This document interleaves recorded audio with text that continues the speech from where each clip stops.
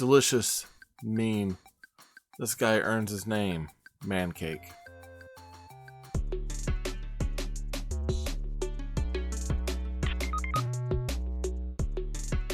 Alright, toy and Fortnite fans, I'm here with another toy review. This time we're looking at the solo mode series, Mancake from Fortnite, and this is one of our Jazwares 4-inch line action figures by Epic Games. Now, Mancake here, of course, having a head made out of pancakes and having a pancake rifle bayonet, he's pretty much one of our foodie warriors. So let's take a look at him. Before we get too far in that review, if you haven't subscribed, be sure to subscribe now. Be sure to hit that like button down below. Go ahead and comment. I like chatting with you all. And be sure to hit that bell for notifications. Now, let's take a look at him. Now, Mancake does come on that basic Fortnite card here. Now, this is the new card that they started putting out. And they replaced the old card with the kind of all like hardcore bubble in where you had to cut the whole thing apart. Whereas this is, you could just tear it off and enjoy your action figure. Now, this boasts 28 points of articulation. We see it's Mancake, and then we get an image up here on the side of Mancake from the game. Let's take a look at the back. It says Fortnite Mancake, forged on a griddle of rage. I love this image, and I actually happen to like the character a lot too. I think he's a really interesting, cool, and kind of quirky looking character, and it matches with the action figure as well. In the line, we also see that we have available Agent Jones, Raz, of course the Glyph Master version of Raz, the Atlantean Fish Stick, and Potassius Pules, which haven't come across him. I have come across these two and Agent Jones. I haven't gotten them yet. That's the thing. Let's head back to the front. Now this is 165 out of our figure codes, so we know that this is kind of up in our higher numbers past 100. 165 is what we got. The box isn't going to tell us anything else about this. We need to get this one off and get to playing. Alright, and straight out of the package, this is Mancake. I happen to dig this one a lot. I love that the way that they were able to put them together and kind of get, you know, some nice nuances to his outfit without having to lose too much articulation. Let's take a look at his articulation. Now for his articulation, of course, we do have that kind of ball jointed hinged neck, though the cowl in this piece does hinder a lot of that movement. He can't look down any further than that. He can't really look up any further than that, and that's okay. He does have a good range of motion for turning his head.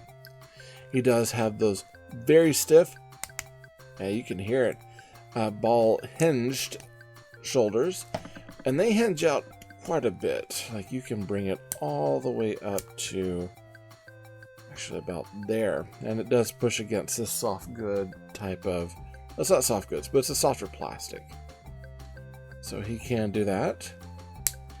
He does have those ball hinged elbows, and there's not too many problems there. He has the ball hinged wrist, and of course the swivel on him as well. Now my swivel seems to be fairly tight, but the actual wrist joint is fairly loose.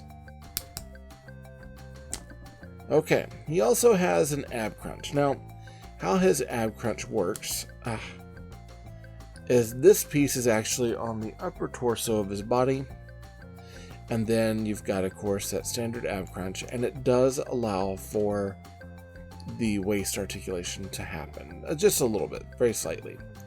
Now these in the game are actually connected kind of to his bandolier, but they've separated a little bit just to, I guess, kind of make this a little more workable, and it's nice. It works out.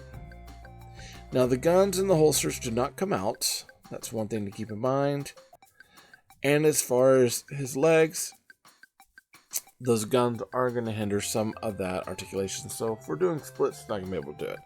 However, coming out, he does have a pretty good range for sitting down, though this does get in the way.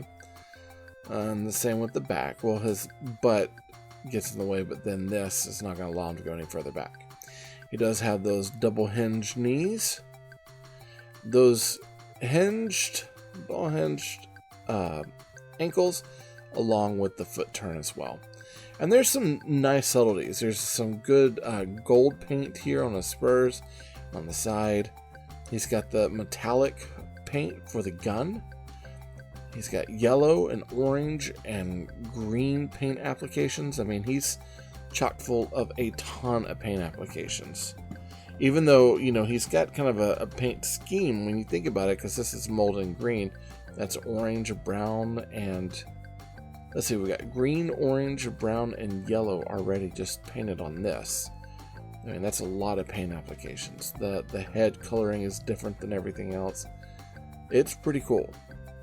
Now, for his harvesting tool, he of course has his rifle with looks like a turned down bayonet, and then on the end of his rifle he's got a couple of stacks of pancakes along with the butter and the barrel sticking out. And it's nice because it actually has some nice silvering in there. It's got of course brown up here for the actual weapon, and I believe the gun is molten brown, but then we got the silver applications up here. Now the pancakes looks like it's done in a couple pieces where they have them stacked here in order to get these things to kind of stick together. It's pretty cool.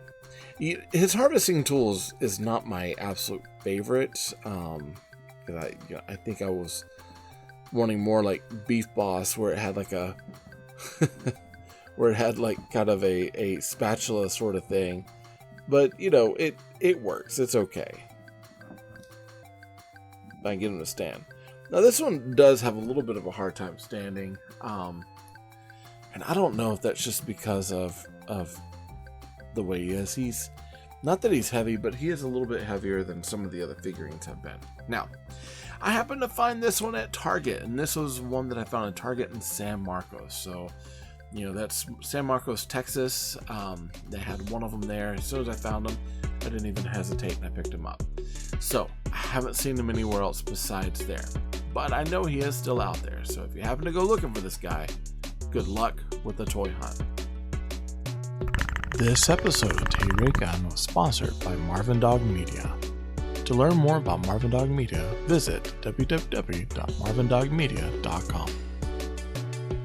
If you liked the video, be sure to hit that like button. Go ahead and subscribe to the channel. Comment down below to let YouTube know that you like what I'm making. And be sure to hit that bell notification so you get updates to future content.